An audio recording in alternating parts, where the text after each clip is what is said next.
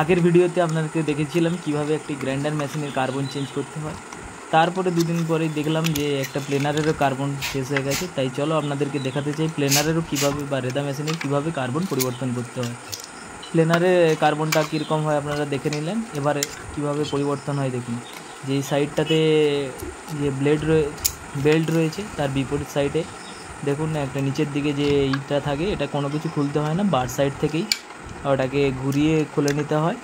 খুলে নেওয়ার পরেই সেটাকে ওটা খুলতে খুব অসুবিধা হয়, কারণ খুব ছোটোর মধ্যে রয়েছে, এবং সেটাকে তারপরে এটাকে উঠিয়ে ঠিকভাবে আপনাদেরকে উঠাতে হবে, আগে খুলে নিতে হবে, তারপরে ওটা দিয়ে স্ক্রুড্রাইভার বা দিয়ে টেনে তুলতে হবে, কারণ ঝাড়ার ফলে ওটা বাড়ায় না, ঠিক আছে।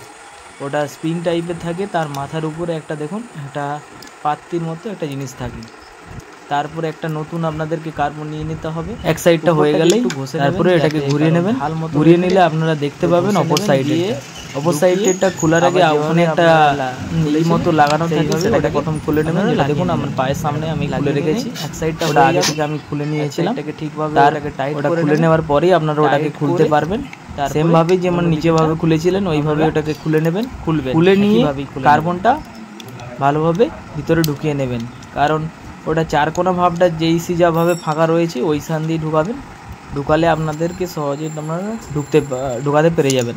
তারপরে ঠিকভাবে টাইট করে নেবেন, একটু ভালোভাবে টাইট করবেন, কারণ কার্বনটা যাতে আর্মেচারের সাথে লেগে থাকে, কারণ লুজভাবে থাকলে আপনাদের মেশিনটা চলবে না বা আর্মেচারটা খারাপ হয়ে যেতে পারে।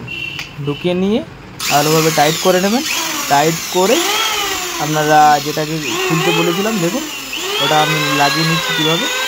ওটাকে প্রথমে খুলতে হয়, তারপরে ওইভাবে আবার যেমন ছিল সেইভাবে